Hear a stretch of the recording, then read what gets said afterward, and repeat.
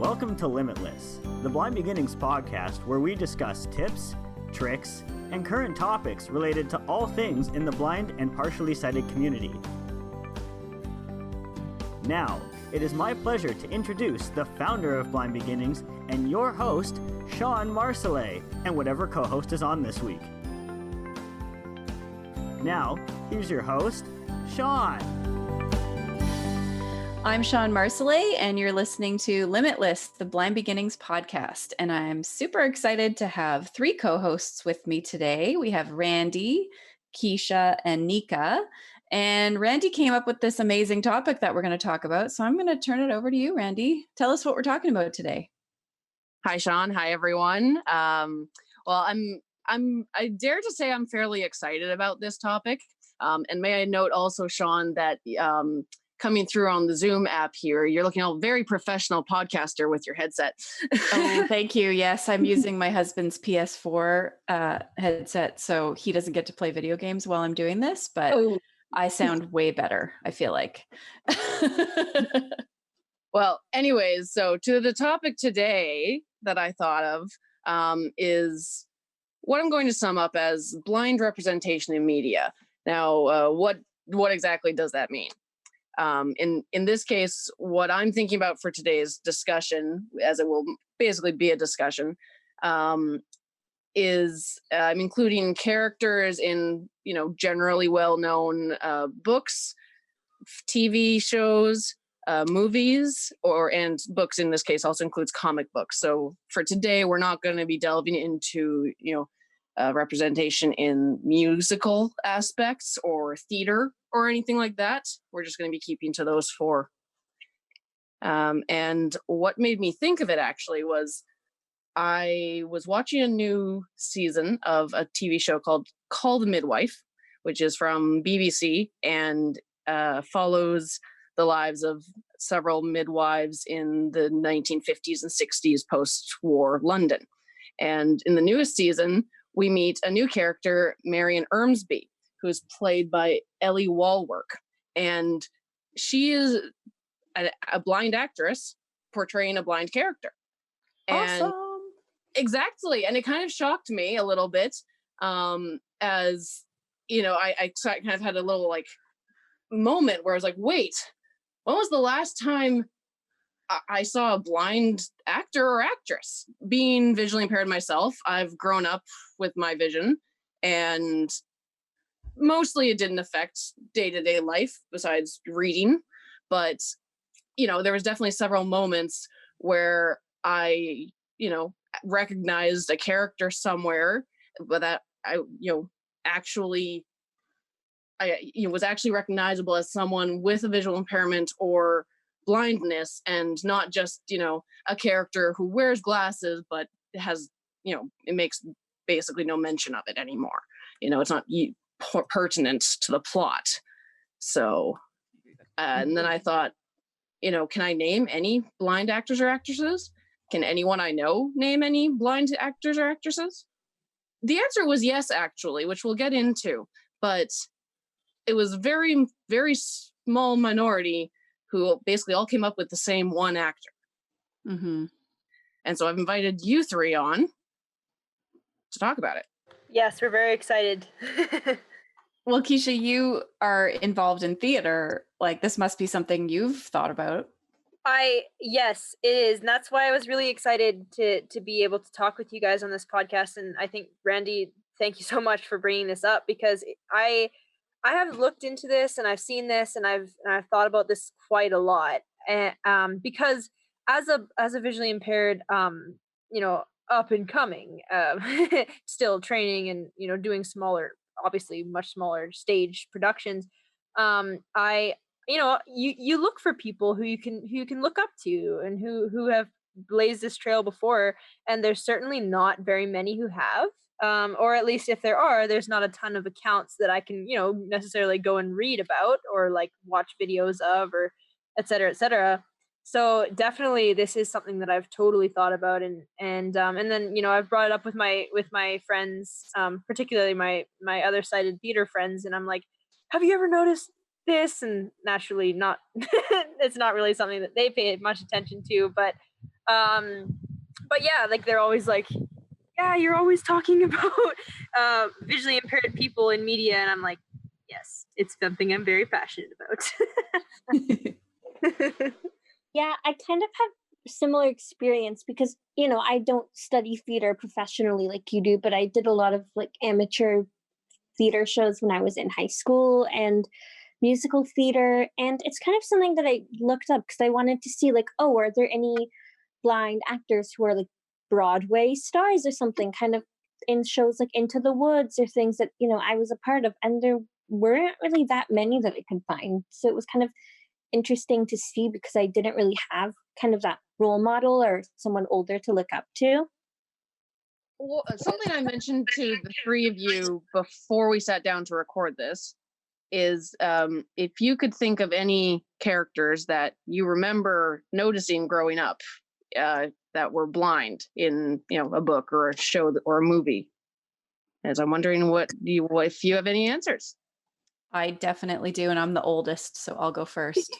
For context, for any new listeners, our co-hosts today are spanning a couple of generations. Thanks for pointing that out.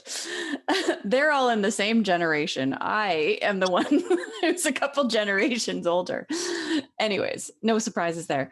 So the first character that I remember, both in book and TV, was Mary from Little House on the Prairie. Mary was Laura Ingalls' little or older sister, and she lost her vision during the books, like sort of part of the way through the books. And actually, she's a great role model because she went on to work and she got married. And I think I can't remember if she had children. But, she sort of still went through the typical things that people do, regardless of the fact that she went blind. But that did definitely stand out for me. And I didn't know that I was legally blind until I was 12. And I can't remember at what point I read Little House on the Prairie. So I don't remember if when I kind of met her character, if I was relating to her because I knew that I was going to be blind myself, or if it was just that it stood out for me. So that was probably the first one, but I have a little bit of a list of others that I've come across over time as well. But I'll start with that. Yeah, I think we're all probably going to have a bit of a list, some longer than others. Like you, I think Mary Ingalls is the first character in a book that I remember being blind, and she lost her vision from scarlet fever. And I remember one part of, I'm not sure which book in the series, but she's in the rocking chair. I think it's winter, so they're in the cabin, and she's sewing a rag rug or braiding a rag rug and then sewing it into a circle. And I was just like, oh, that's cool, because like I knew how to sew a little bit, by hand, and it's like, oh, well, yeah, and so that's always kind of stayed with me. Anytime that my friends need help putting buttons or something back on or sewing up tears in their clothes, I'm often come to for, hey, can you fix this? And so I've in turn taught at least one other person who was totally blind to sew on her own buttons. And she said, wow, it's the first time someone's been able to explain it a way I could understand it. And I'm just like, yeah, I mean, why can't blind people sew? Right. Mm-hmm. And maybe I think there are a lot of people out there that would maybe make the assumption that you can't do that if you're blind. And it's kind of cool that a character in a book might have in some way, I mean, I know there's other factors that also made you believe that that's possible, but it's still cool that it was a positive representation of blindness, even way back in whatever year that was. No, my memory of Mary was she set a fire because she was trying to read and she was so close to the lantern that the book caught on fire because she was having such a hard time seeing. And that's when they really realized that there was something going on with her vision. I don't know why that stands out for me, but strange because I don't remember that at all. It was in the TV show. I don't remember if it was in the movie. Yeah. Okay, I mean, in the books, sorry. I've only really read the books. I've probably seen a couple of, I do remember watching some version of a TV show at some point, but not well. Right. So anyways, moving on, maybe Nika next, if you have anything. So I'm actually beginning to realize how very selective I am with my reading and TV shows, because I'm really, I don't know, I don't try new things a lot, but a book that really stood out to me is when I was little, probably around 11 or 12, I read a book series called The Adventures of Abby Diamond. Has anyone heard of those? Yeah, No. okay. And I remember reading those books, and because I was around the same age as Abby, you know, she was a blind like girl, and she was around my age, and she would kind of solve mysteries. And I remember I could relate so much because that book was not stereotypical at all. A lot of the different references to assistive technology and stuff like that was really topical and really relevant to the age. And I remember kind of doing research because I thought, oh, like the author actually like researched what it's like to be blind and did research into assistive technology. And it turns out that that book series was written by a vision teacher. Oh, really? That's cool. Yeah. I've never heard of that series. But it was really nice. And I found it to be really, really accurate for me personally. And I could really relate to Abby because we had so much in common. What about you, Keisha? Okay, so I'm gonna go a bit of a stereotypical route here, or however you want to view it. And I'm gonna bring up the inevitable, which is Daredevil. Oh, that's on my list. I'm watching Daredevil now, actually. Now, when we say Daredevil in this case, do you mean the comics, the movie, or the series? So in particular today, I want to talk about the TV series. Okay, that's what I'm watching.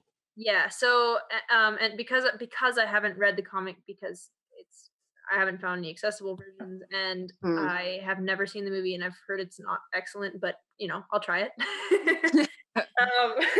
Maybe one day I'll try it, but yeah.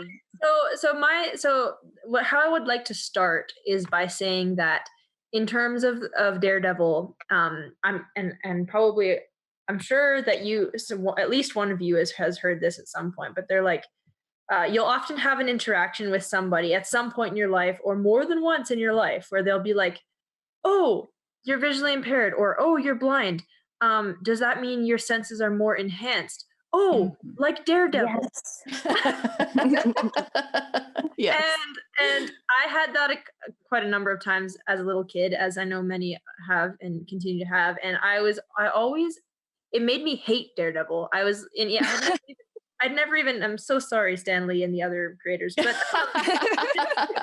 but I always was like, oh, Daredevil this is so annoying. I hate this constant like bring back of this character that I don't even know about, but I already hate him because it's like, oh, I hate being associated with this character. And I don't have super senses. I'm not a superhero. I'm just a normal person.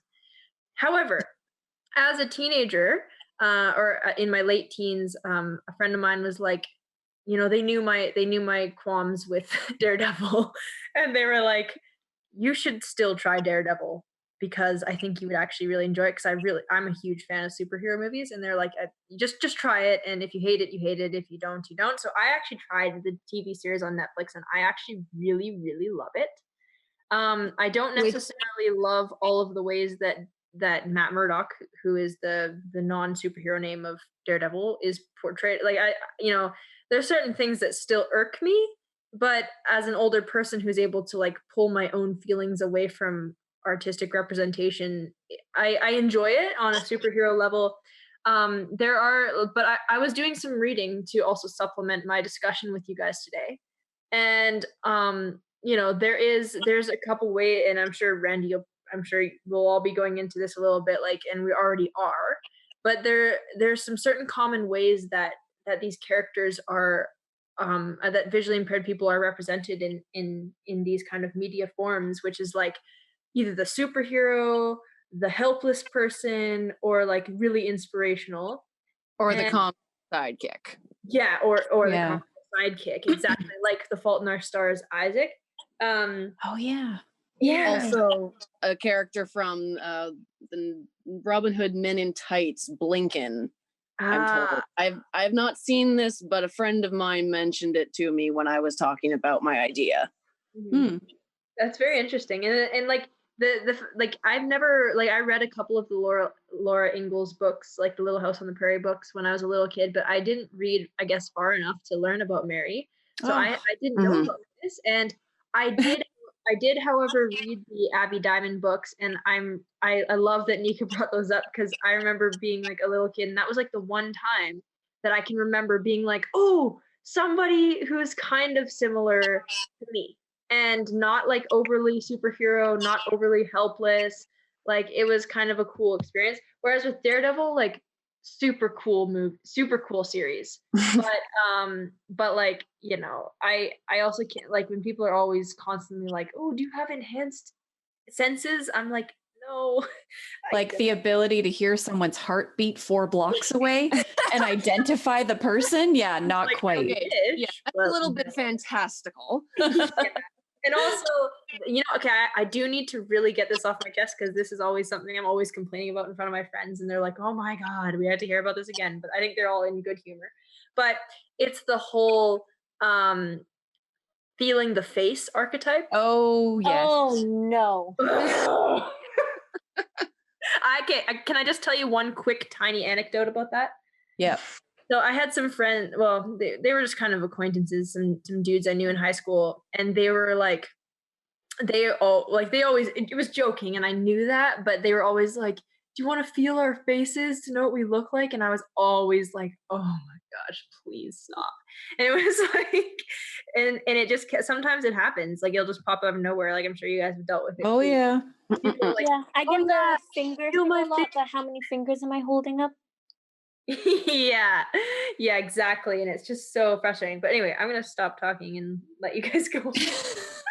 No, Keisha, tell us how you really feel. Yeah. Don't ask me twice, Randy. Yeah, I mean, that could be its own Well- separate podcast episode. Yeah, we've got lots to cover still, so I'm sure you'll get more time to let those feelings out. Oh, Well, speaking of feeling faces, one of the other movies that I remember really well from when I was, I don't know, probably a teenager, is the movie Mask. And it came out in Harry one? No, it had Cher in the movie, and the main character was Rocky, and Rocky was a teenager, and he had a disease that made his face deformed, and the movie was about him and his mom, but he met a girl who was blind. And I just Googled it. So the girl's name was Diana, and the movie came out in 1985, and she was beautiful and she was blind. And the clip that I just came across was her asking him what he looked like. And because she didn't know, like they had been hanging out and becoming friends, and she didn't know that he had this condition.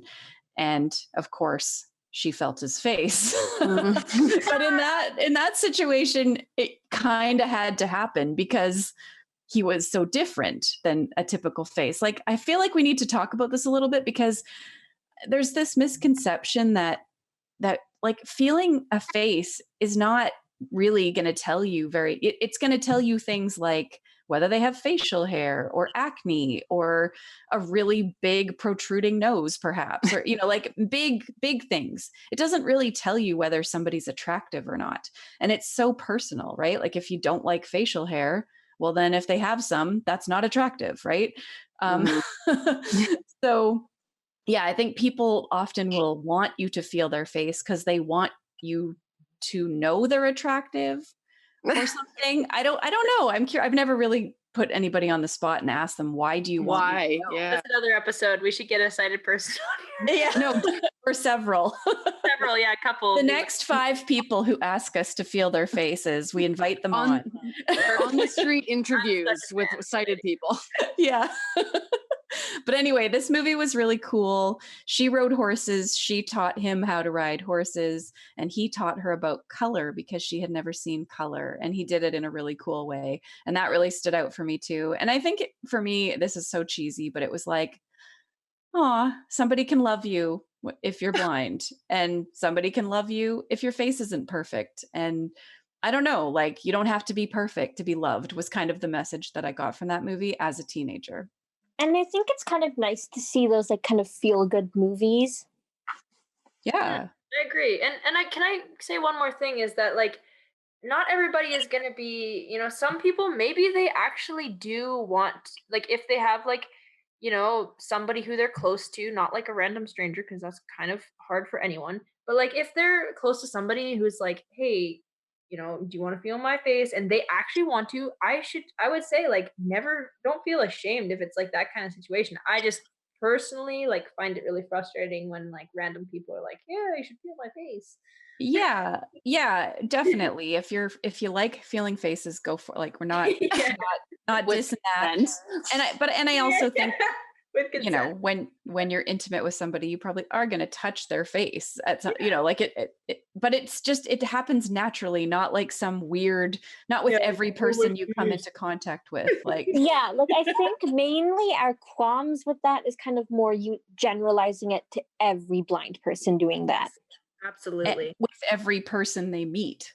Ex- Like Mhm. yeah, that we need to know what people look like before we can carry on with the relationship. And we really, I mean, we might be curious, but this is totally a whole topic, but I guess it is really relevant because it's so represented in the media over and over and over.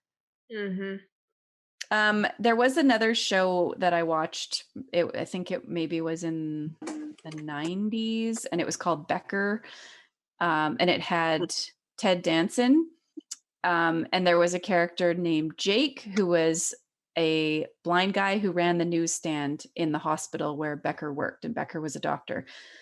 And so I don't know if he maybe counts as the comedic side character. Like he definitely, it was very amusing and it was all jokes. Like even the fact that it was a blind guy running a newsstand was kind of funny, right? He's selling print material that he can't read. So they played on that a lot. And I did find it amusing. And I mean, I think at the time I was just so happy to see a blind character of any kind Yeah. in a show that I didn't really care that it wasn't, that it wasn't, they weren't really poking fun at his blindness. It was just part of the shtick, I guess. Mhm. Yeah, I've heard of that show, but I've never actually seen it. It was pretty funny. It didn't last a long time. Maybe I was the only one that thought it was funny. I don't know. I want to see those ratings come in. So the next one I have is probably chronologically the first character I ever saw who was blind, because the movie is called Quest for Camelot. And it came out in 1998. So I was about 4 years old. So if I saw it roughly when it came out, I don't remember the first time I watched it, but he was probably the first character. So basically this movie, it's an animated movie from Warner Brothers. And it's an evil knight of the Round Table from King Arthur's time. It steals Excalibur, the magic sword, and tries to take over the kingdom. And this girl named Kaylee has to go save it, basically. We're going to try to keep it a little bit spoiler free, but also, we're talking and all these things have been out and available to everybody. So we're not going to worry too much about that. But on the way, she goes into the Forbidden Forest, which is a magical land where all of the trees and plants and everything is alive. And she ends up running into this man named Garrett. And he is a blind hermit who was actually blinded in a stable fire accident back in Camelot when he was younger. And now he lives there. And so this movie, this is interesting, actually. I just rewatched this movie yesterday, I think it was, to kind of remind myself a few things before this, but also just because I really like the movie and I haven't seen it in a long time. And I found out a lot of things that I didn't know before. This movie actually stars a lot of big names, considering it's an animated movie from the late 90s. And I mean, have any of you even heard of it? Nope. no. And so I don't know what niche I was in that I watched it, but Garrett, who is the blind character in this, he's played by Carrie Elwes, but I don't know how to pronounce it, but you might know him better as Wesley from The Princess Bride. No way. Yes way. Yeah. It gets better. Or maybe it doesn't, if that might be the top, or maybe I should have saved that for last. But we also have the evil knight Ruber, who's played by Gary Oldman.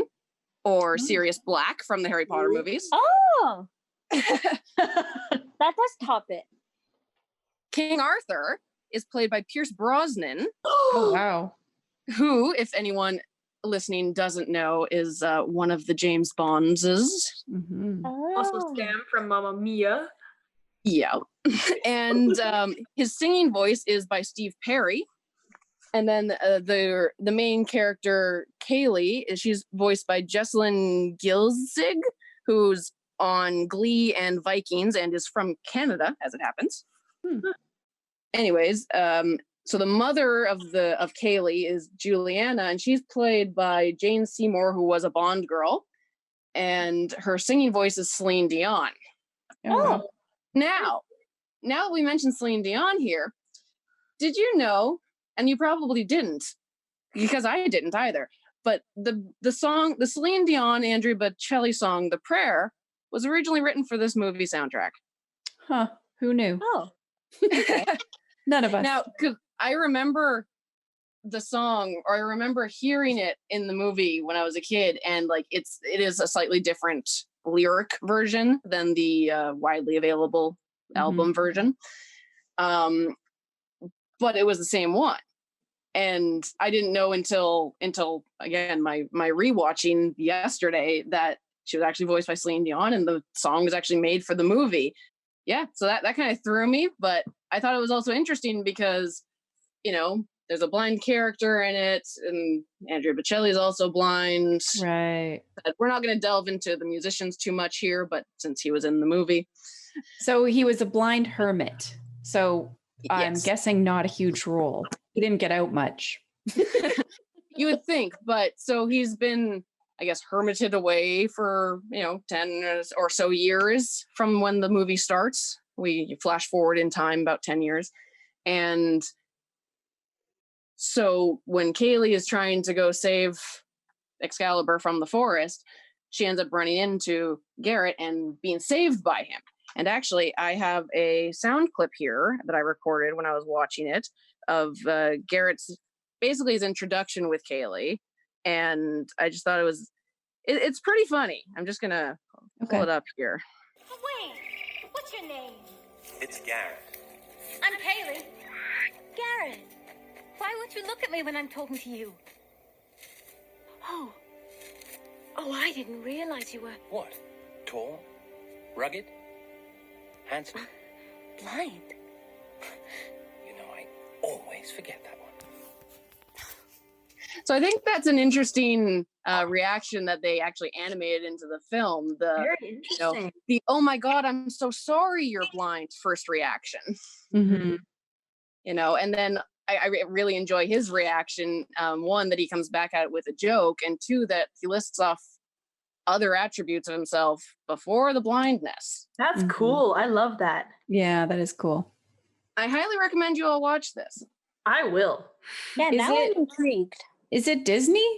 It's Warner Brothers. So Warner it's Brothers, okay. you kind of have to, you can rent it on YouTube. You might be able to rent it on Amazon Prime or something like that. Okay. And if we have any international listeners in the future, you could probably find it on some of the other, American available streaming services.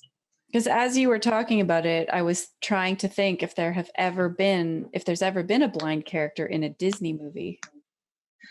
I don't think so. I tried to. Is Into the Woods considered Disney? Yes, I think so. Because the prince technically loses his vision for like a few minutes and then gets it back. So that's an the interesting closest. point, though, that I wanted to touch on, because there are quite a lot of shows where they have instances of, the what I'll call the temporary blindness, or the blind episode, right. where a character loses their vision for some reason, usually to advance the plot for some reason. And, sometimes it's just like one episode, like in Family Guy season 4, where he goes blind from, I can't remember exactly why, but and then he ends up getting a surgery to reverse it, and everything's fine by the end of the episode. So it's not really relevant to the grand scheme of the show, and so what you just mentioned with the Into the Woods character, that I would kind of call that, I don't know, what would we call that? Like a little Temporary. cameo blindness.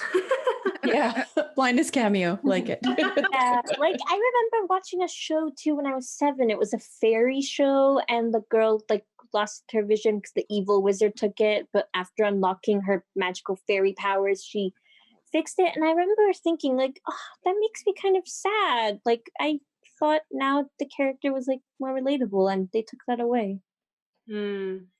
A fairly well-known example of that might be Game of Thrones for most people out there. Season 6, one of the main characters, Arya Stark, is stricken blind for most of the season, and basically she learns to fight with her other senses to outmatch this other assassin who's constantly sparring with her and testing her and beating her up. Interesting. There's also the very kind of negative portrayal. Like I'm thinking of Scent of a Woman. Have any of you seen that? Oh, Al Pacino, and he's blind and he wants to kill himself. And the whole movie is this young guy trying to stop him from doing that, basically. And yeah, it's just not an awesome portrayal of blindness. Yeah, there's several instances like that where it's either oh woe is me, or where a character is incredibly dependent upon their sighted partner for while they're blind, and then okay, well now my sight's restored, or some other event happens, and then everything devolves into fights and jealousies or something like that. And it's just like we don't need a sighted person to get by with our daily lives. I just thought of, I don't know if this counts as Disney now that Disney owns Star Wars. No, Disney owns the world. Nicholas, my son told me this or just at dinner, we were talking about this because I was going to be recording this podcast. And he said, but Mom, there is a blind character in Star Wars. Nobody knows this character's name. And he's watching, I don't know if is it in Rogue One? No, he hasn't seen that yet. He's watching Clone Wars and Rebels, like the animated series. And I don't know if it's in Clone Wars or the Rebels one. But anyway, there is a character. We had to ask Google the name, and I've already forgotten it. But I guess he's a cool character. Okay, can I also speak to that? Because in Rogue One, there's also a character, like this very cameo guy. I also don't know his name, but I'm sure he has a cool name. But but he basically all that he's like, he basically goes around, he's like, I'm one with the Force is one with me, or something like that. And he just does that, like he's saying that over and over and over, and like he's basically walking around like a blind guy, like using the Force to navigate and stuff. Yes. I think that's the same character, because my son thinks I have some version of the Force because I can walk around. That's kind of awesome. Yeah. I know, right?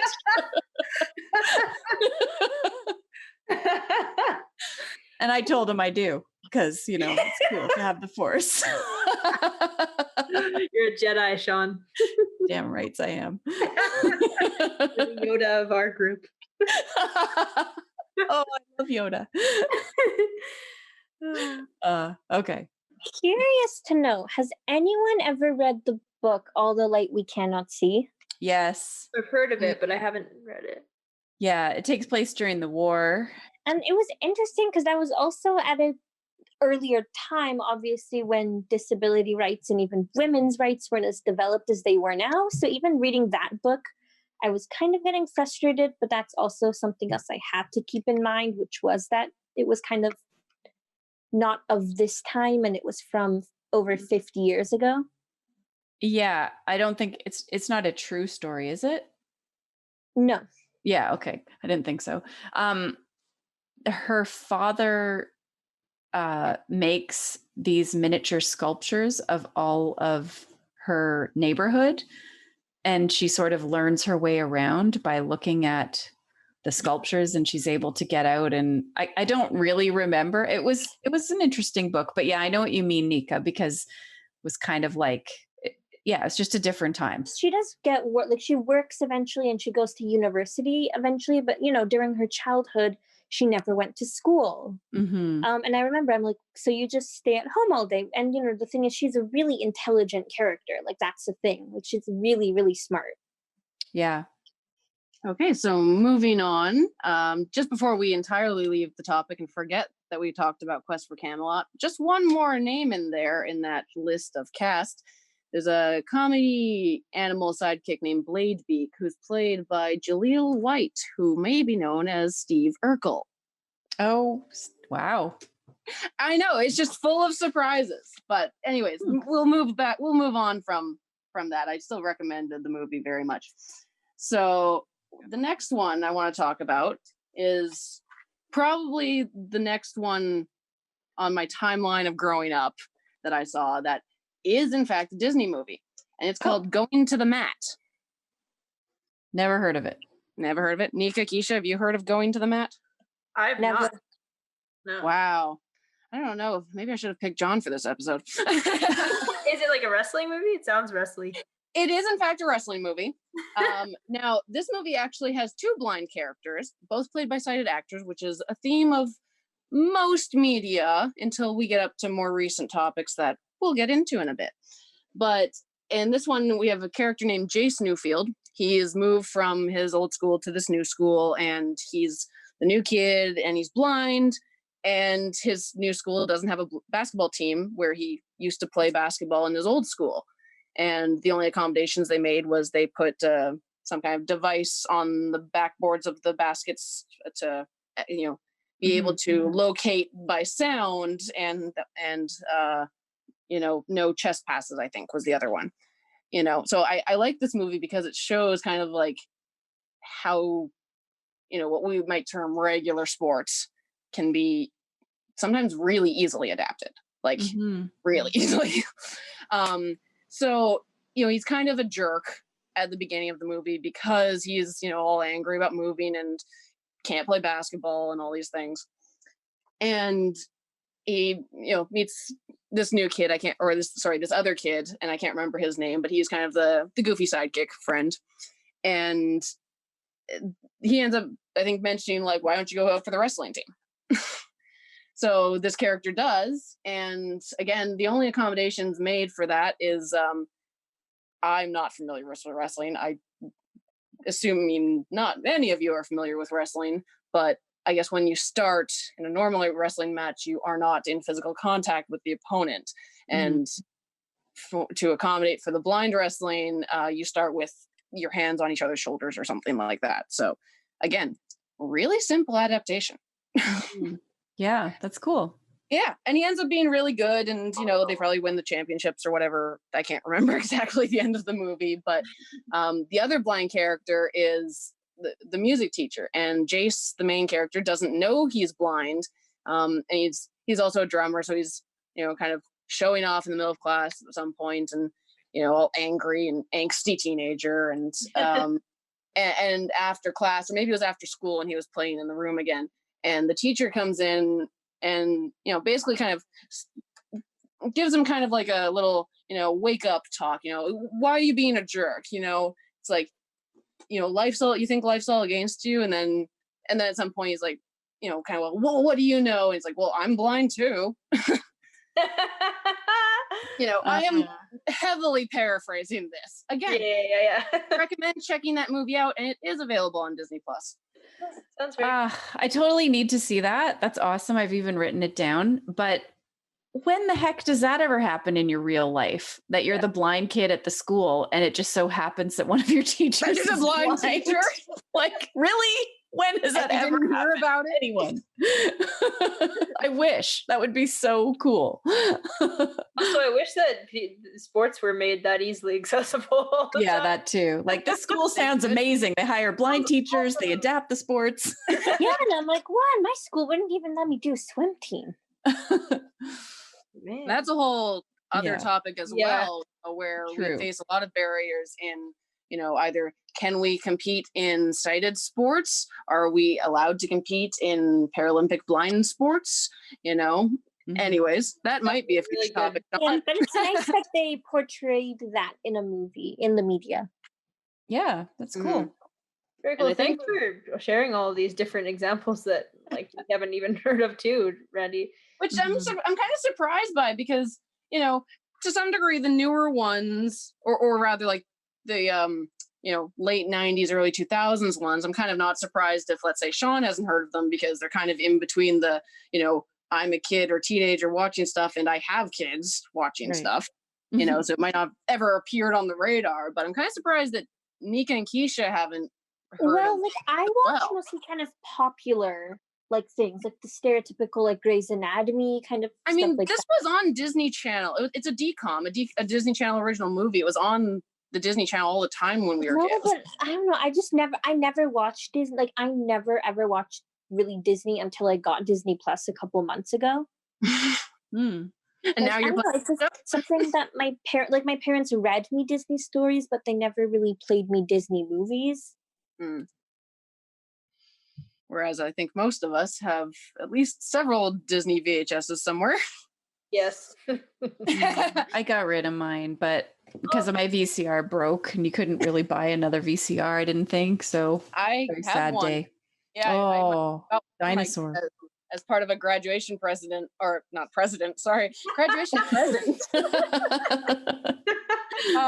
So that was in the 2010s for reference, and they are available. Oh, good to know. Good to know. But I've actually specifically told my mom, you're not allowed to throw away our collection. I want it. But I've also had other people tell me that the tape is going to degrade over time just sitting there, and it might not ever be usable in the future. But oh well. If anything else, I want the covers, the cases they come in. Yeah, understandable.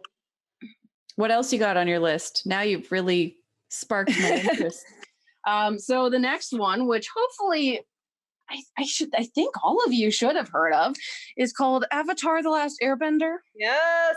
Yes, but I I've been think meaning I to remember watch it. something like that. I've been meaning to watch it. I was being Is sarcastic. that different than the I hope Avatar, the movie? This is not the blue alien people. Oh, okay. That's the one I'm okay. So this Shawn and anyone else not familiar with this series is an animated cartoon.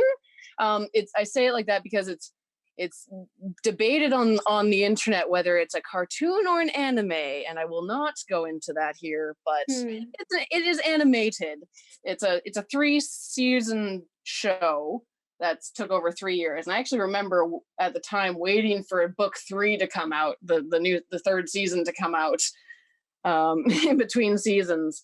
So that started 2005 to 2008, and this is a show that it's set in a fictional world loosely based on a lot of Asian cultures, and there are 4 main nations, and they basically each are part of, kind of represented by one of the 4 elements. There's the Fire Nation, the Earth Kingdom, the Water Tribes, and the Air Nomads.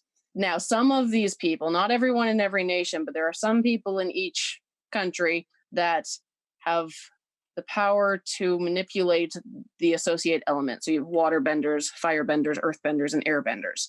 And so, earthbenders can pull up rocks and make caves and holes and stuff and, etc. I'm not going to list them all. And there was this one person called the Avatar who was the only person who could master all 4 of them.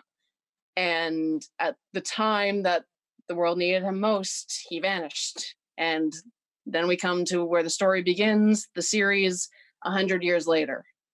And we meet our main characters. And basically, we go through the first season and we get into the second season where we meet this character who is an earthbender. And she's actually pretty much the best earthbender in the kingdom. And her name is Toph. And she is, I think, 10 years old and totally blind. Cool. Yes. And she is a very, very strong character. And I think this was one of the first times I was like, that girl... And the fact that she's a blind girl too is just so darn cool. Yeah. I want to use stronger language than that. I love cool representation of really good degrees, really excellent. Yes.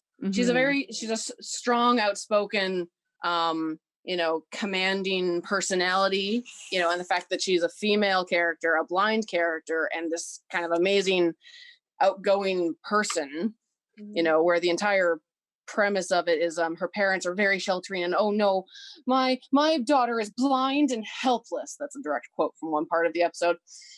And you know, where she's very much not helpless at all, and she proves it, you know, time and time again. And by the end of the season, or the end of the series, there's no way they would have succeeded if she had not joined the crew. I'm very interested, like, in the Let Us Play Us movement, which is like the like let blind people play blind roles. Like, I'm also I'm also a big proponent, personally, and I know some people disagree, but you know, acting is acting. You know, people are acting different things that they aren't actually in real life all the time.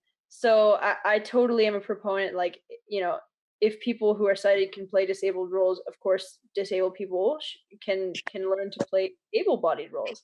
So but on the same token, with all of these disabled characters, it's like I really believe that it should, like, there should be more people who are actually disabled playing these roles. There's not a lot of people who are disabled who are acting already, so I think it would be like Randi was saying at the beginning, talking about Call the Midwife, like that character and how like deep, like how well she was played, and she was played by a blind actress or a visually impaired actress. And I just think that it would be great to see at least more disabled roles portrayed by disabled actors, and also just to give more disabled actors more like credentials as well would be good. But yeah, I totally agree. I think that, and also perhaps the role would be more accurate, or at least blind people like being consulted more about the characters, like the way that the sighted people are portraying the roles. Like it would be like more consultation. Yes. Yeah, like I think it should absolutely be part of a director's job to actually do research into the specific types of people they're portraying.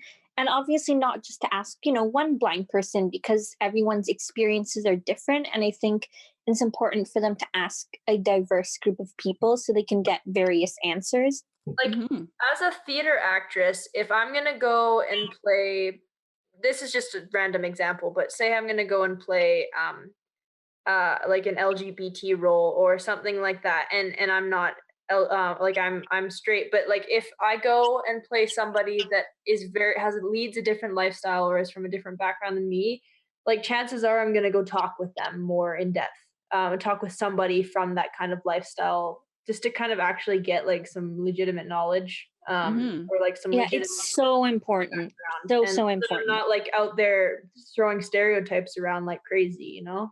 Yeah, exactly. You all bring up very good points. I'm glad you did, because that brings us nicely to a pattern I noticed in my not incredibly in-depth research of characters, TV shows and stuff. But of the things I did look up, there's a big pattern basically of the further back, you know, 80s, 90s, even early 2000s, well, actually all of the 2000s, that you go, and when the movie came out, the more likely you are to be played by a sighted person playing a blind role.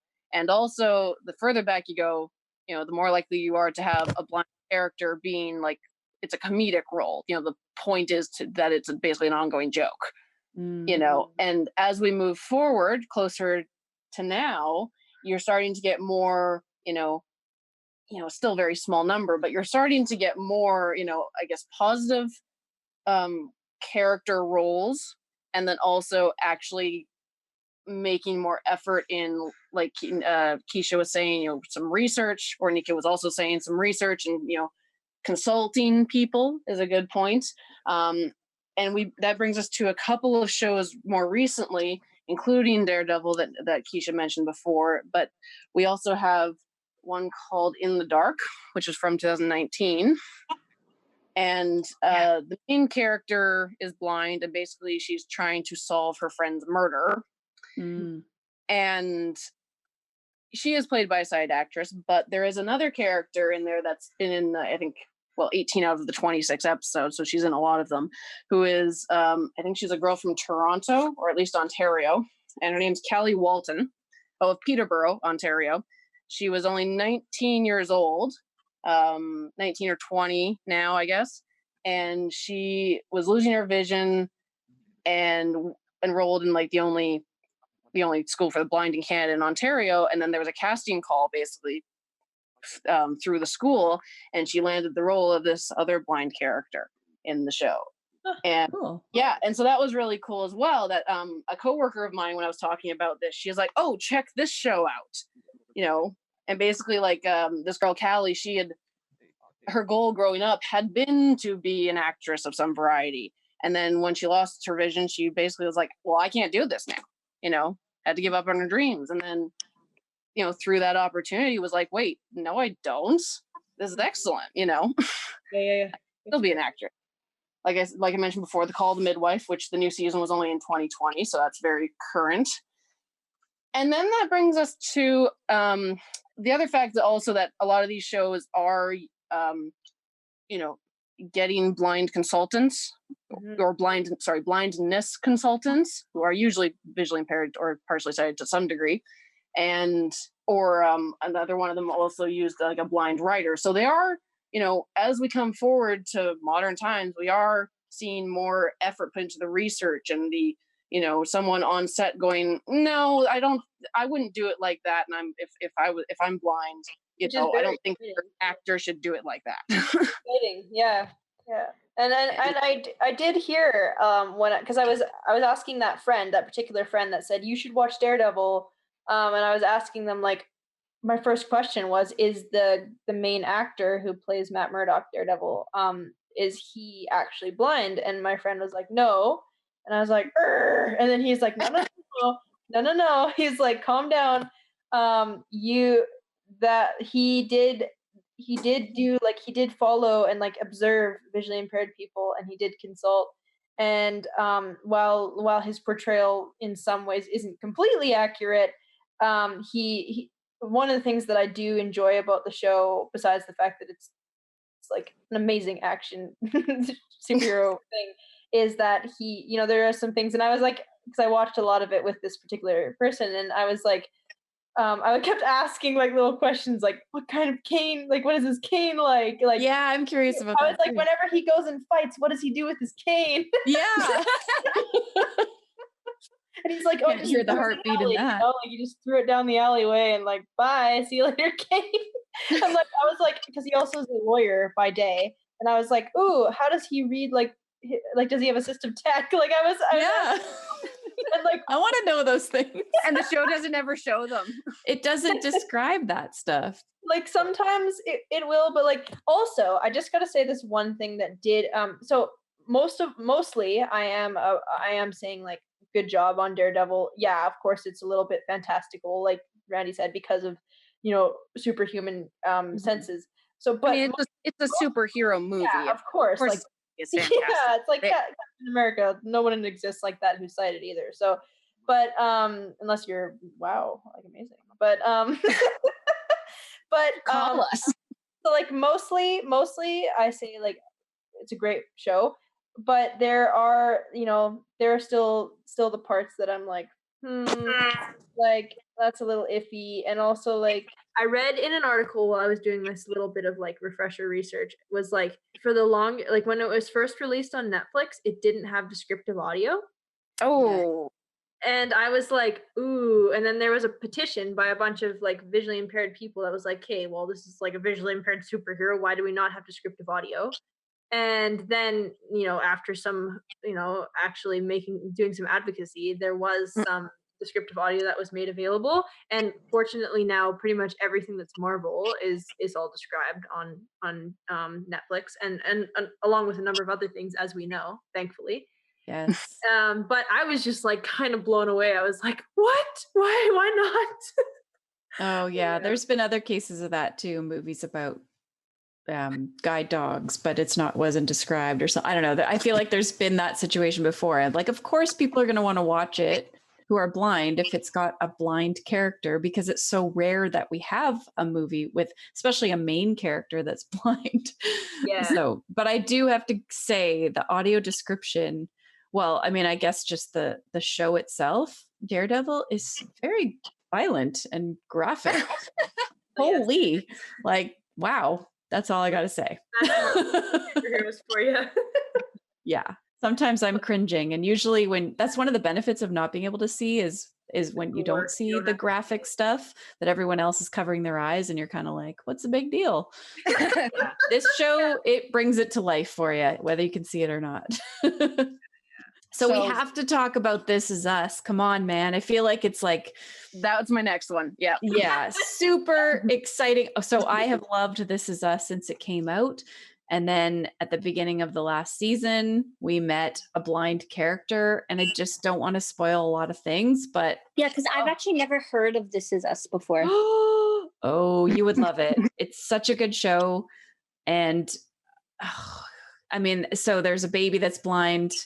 I'll say that. And so it's kind of like showing the parents and how they're coping. And it's so true to life for like my job and working for Blind Beginnings. And it's just been so awesome. And it's so far portrayed really positively. And yeah, I just love it. So and the character who plays this blind person is The actor. The actor who plays this blind character is actually blind himself, which is Yes. so Actually, I awesome. read an article about that a couple months ago when it started becoming like a big thing. I was like, oh, yay. Yes. And that is fantastic, I think. I have not actually seen any of the show, so I can't provide any detail, but this was the person who was mentioned repeatedly to me when I asked around that this is an actor who is actually blind that I can actually name. Yeah. You know, by a bunch of sighted people, even, which is even more impressive. You know, like, you know, as a blind person, you're more likely to know about, you know, semi-famous blind people than the general public is. And that the fact that I had, several blind people, but then also several sighted people tell me, you know, this show and this guy, and I believe the character's name is Jack Damon. And the actor's name is Blake Stadnick, and I believe he has Stargardt syndrome. Okay. Awesome. Blake. Stargardt. Yes. Blake Stadnick. There we go. Yes. But yeah, it's an awesome show. Highly recommend it. And the way they're portraying blindness is awesome. It's super positive, which not like, you know, it's real. It's real. It's not like superhero positive, but it's not like depressing and it's helpless.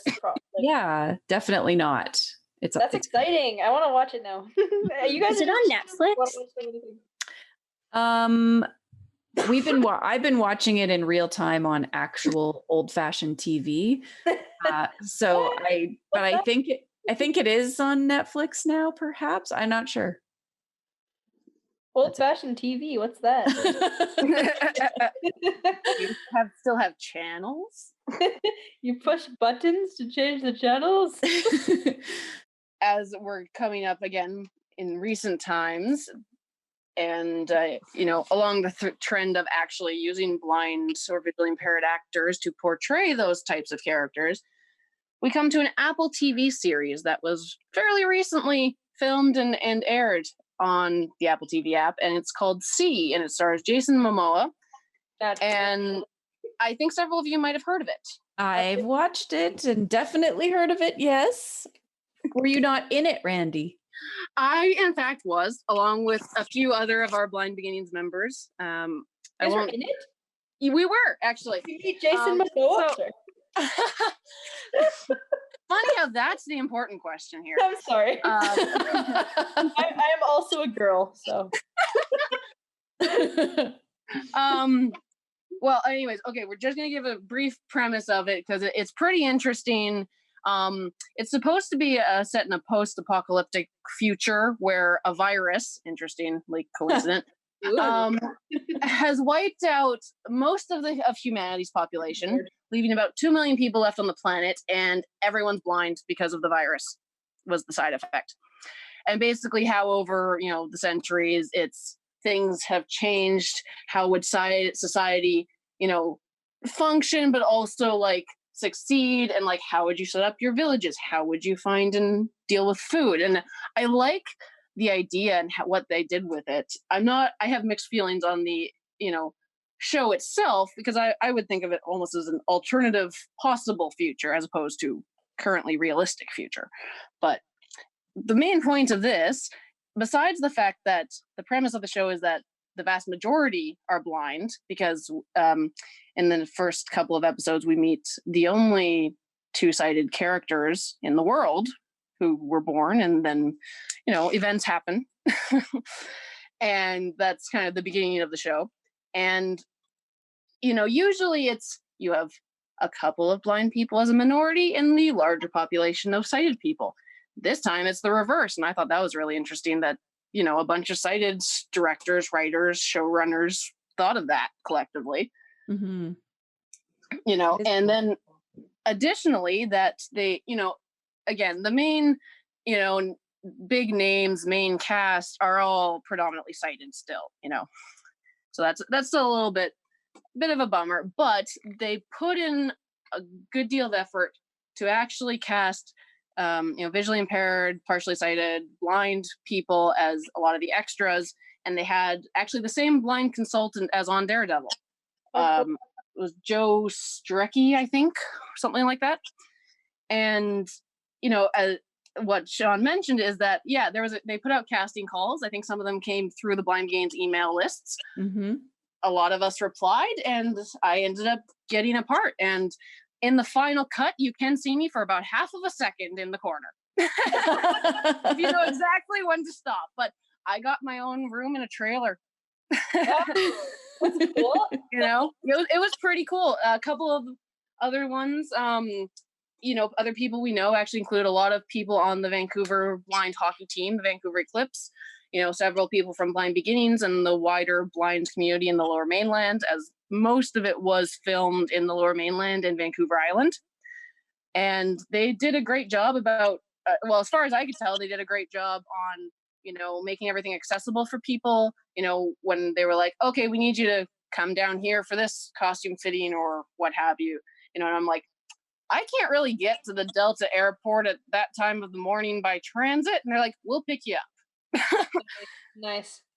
One of the lines I saw, I was reading an interview done with the blindness consultant, and basically he was saying, like, there was like one simple question that seemed to make a huge difference for people. That was, would you like the script? They emailed the script, first of all, to all the visually impaired actors, and but then they also were like, would you like that in Word, Microsoft Word, or PDF? Yeah, that was really nice because I auditioned for it, and they actually specifically asked like what format was like better. That is nice. Which to most people might sound nonsensical and like, why does that matter? Well, that's it. And like I've auditioned for a lot of different like things, and it's always like, oh yeah, they just send you through with the script. It's often like a scanned, inaccessible sort of PDF thing, which usually I then have to be like, okay, like that doesn't work for me. I need this. And but it's like it's amazing how like it's simple to ask, and it's usually fairly simple to convert. And it's such a turn point question for us. Like it's such an important thing, and that's so brilliant that they're asking that. And for anyone who might be listening that doesn't know why that's important, it's predominantly down to accessibility software and devices being able to read the formatting. Totally. If I'm right. Yes. Which might be a whole other topic. Yeah, we'll have to go into that. But yeah, so I think overall they did a pretty good job. I want to say a great job, but I wasn't I wasn't shooting every day and all the time or anything like that. So I don't know really the grand scheme of things. And sorry, back to your question earlier, Keisha, I did not meet Jason Momoa, but I do think he walked by me. So this was funny because the day that I was on set with a couple of our other Blind Beginnings members, they were actually in the stunt team because they were going to be wrestling. So they had to sit out in a tent with a somewhat functioning heater and coats, and I just got to take a nap in my trailer. That's awesome. Yep, it was pretty funny actually. And then, but they basically sat there for hours, just there was crew bringing around food and going, "Do you want some shepherd's pie? Do you want some borscht? Do you want?" And like, meanwhile, I was out in the middle of the field, walking back and forth repeatedly with a group of people, doing multiple takes of stuff. Oh my gosh, shepherd's pie and borscht, yes, please. It was pretty funny. I think there was gyozas at one point too. Wow, wait, I need to get into this biz, man. Yeah, but anyways, there was I think there was 3 tents set up in a line along the field, and they were in the second tent and the third tent. And I remember hearing one of the crew kind of being like, no, the first one's Jason's tent. Oh. So I was like, oh, maybe he will be here today. But he wasn't in like the script, so I was like, he's not going to be like, filming anything. But then I was in line with some people for like set up in a line for the shot, not just standing in line. And I see this guy walk by with a baseball hat. I think he was wearing a red plaid shirt and had reasonably long brown hair tied back in a ponytail and kind of a beard. Yeah, boy. Now, again, reminding people, I don't have the best vision. So, and on top of that, I'm also not great at recognizing people out of context when I'm not expecting it. But one of the other extras kind of in front of me kind of went like, fist bumped him or something like that. And I was like, I think that was Jason Momoa. So he was within about 10 feet of me. Well, you're practically best friends now then. Hi, Jason. That's cool. Awesome. So I think that's a great place to wrap it up. Thank you for bringing us this super interesting topic. I feel like this is probably our longest episode yet, but it's been really great. And I think I'm really curious to see some of these shows that you've talked about in movies that I've never seen before. And let's go check out all those blind characters. And I guess I invite our listeners to do the same. Pay attention. Absolutely. Yeah. How often are you seeing characters that are blind, and are they actually blind in real life? And bonus point. How are they portraying blindness? So thank you so much to the three of you for being with us today. I'm Shawn Marcellet, and you've been listening to Limitless, the Blind Beginnings podcast. Join us next time.